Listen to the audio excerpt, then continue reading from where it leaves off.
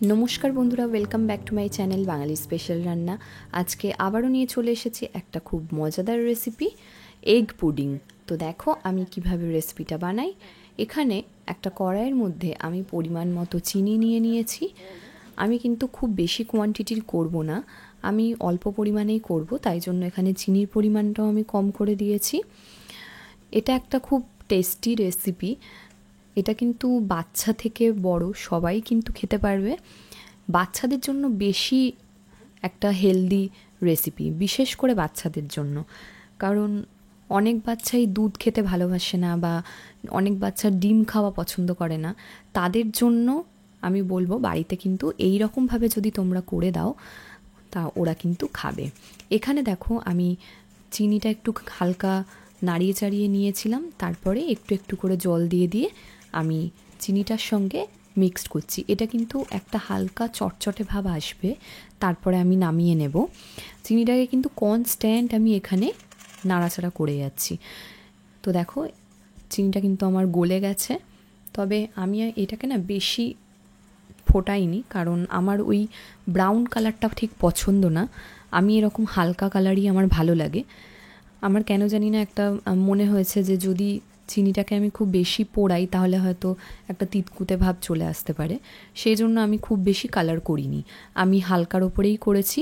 তোমরা যদি মনে করো তোমরা একটু বেশি মানে ব্রাউন কালারটা আনবে, তোমরা কিন্তু করতে পারো। তো দেখো আমি এটা একটা বাটির মধ্যে ঢেলে সেটাকে কিন্তু ছড়িয়ে নিয়েছি।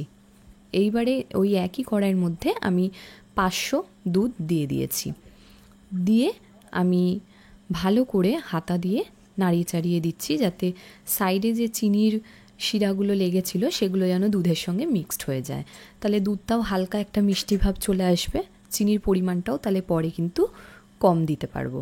এখানে দেখো দুধটা কিন্তু ভালো করে ঘন করে ফোটাতে হবে, তাহলে কিন্তু টেস্টটা বেশি সুন্দর হবে। তোমরা যারা আমাদের চ্যানেলে নতুন তারা কিন্তু অবশ্যই বাঙালি স্পেশাল রান্না চ্যানেলটিকে সাবস্ক্রাইব করতে ভুলো না। আর নতুন নতুন মজাদার রেসিপির ভিডিও সবার আগে পাওয়ার জন্য পাশে থাকা বেল আইকনটিতে কিন্তু ক্লিক করতে হবে। তো দেখো আমি কিন্তু হাতা চালিয়ে চালিয়ে সমানে আমি দুধটাকে নাড়াচাড়া করে যাচ্ছি, যাতে দেখছি দুধটা কতটা ঘন হয়েছে। তো আমার মনে হয়েছে আরেকটু ঘন হওয়ার প্রয়োজন, সেই জন্য আমি কিন্তু কনস্ট্যান্ট ফুটিয়ে যাচ্ছি। তো এবারে তোমরা দেখে বুঝতে পারছো যে আমার দুধটা কিন্তু কমপ্লিট হয়ে গেছে। এবার একটা মিক্সিং জারের মধ্যে আমি 2টো ডিম দিয়ে দেব।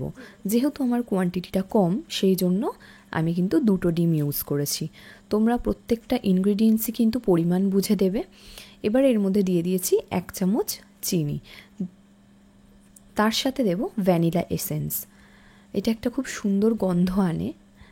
আর আগে থেকে যে ফুটানো দুধটা ছিল সেটা এর মধ্যে অ্যাড করে দেব। এবারে মিক্সিংটা ভালো করে ঘুরিয়ে নিলেই কিন্তু আমাদের যেই দুধ আর ডিমের অংশটা ফ্যাটানো হয়ে যাবে। এবারে আমি ওটা ওই যে আগে থেকে বাটির মধ্যে চিনির শিরাটা আমি রেখেছিলাম সেটার মধ্যে ঢেলে দেব। দিয়ে কড়াইয়ের মধ্যে 1 গ্লাস পরিমাণ জল আমি দিয়ে দিয়েছি।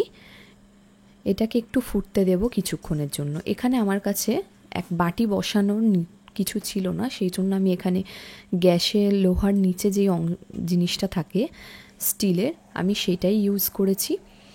এবারে বাটিটা বসিয়ে দিয়ে ঢাকনা চাপা দিয়ে দেব, তার ওপর থেকে কড়াইটাকে চাপা দিয়ে দেব। এটা কিন্তু পুরোটাই ভাপে ভাপে সেদ্ধ হবে। প্রায় 25 মিনিট আমার সময় লেগেছে। 25 মিনিট বাদে দেখো আমি ঢাকনাটা তুলে তোমাদেরকে দেখাচ্ছি জিনিসটা কতটা দারুণ হয়েছে দেখতে। একটা কাঠির সাহায্যে আমি তোমাদেরকে দেখিয়ে দিচ্ছি। এই পর্যায়ে যখন আসবে তাহলে কিন্তু আমার এগ পুডিং একদম রেডি হয়ে গেছে, কারণ একটুও দেখো কাঠির গায়ে লেগে নেই, খুব ভালোভাবে কিন্তু ভাপানো হয়ে গেছে। তো আমার রেসিপি কমপ্লিট। এবারে ভালো করে সাইড থেকে গোল করে কেটে নিলে কিন্তু রেডি হয়ে যাবে। তোমরা যারা এই রেসিপিটা দেখবে বা দেখছো তারা কিন্তু অবশ্যই চ্যানেলটিকে সাবস্ক্রাইব করে দিও। আর এই রেসিপিটা তোমাদের কেমন লেগেছে সেটা কিন্তু অবশ্যই কমেন্ট করে জানাবে। এইবারে দেখো এই টেকনিকে আমি উল্টে নিয়েছি, কিন্তু খুব দুঃখজনকভাবে উল্টানোর সময় আমার হাতটা একটু সরে গেছিলো, যেহেতু বাটিটা গরম ছিল, আমি ঠান্ডা করতে পারিনি, তার আগেই ওই জন্য না এরকমভাবে ভেঙে গেছে। তাও তোমাদের সঙ্গে আমি এই জিনিসটা শেয়ার করেছি। দেখো আমি ওইটুকুনি অংশ বাদ দিলেও যে বাদবাকি অংশগুলো কত সুন্দর সফট হয়েছে, মানে খেতেও এত সুন্দর হয়েছিল। আমার ছেলেও কিন্তু খুব আনন্দ সহকারে খেয়েছে। ও কিন্তু দুধ খেতে পছন্দ করে না, কিন্তু এই রেসিপিটা করাতে ও ভীষণ মজা করে খেয়েছে। আশা করি তোমাদেরও খুব ভালো লাগবে। ভালো লাগলে লাইক শেয়ার কমেন্ট করতে ভুলো না। টাটা, থ্যাংক ইউ।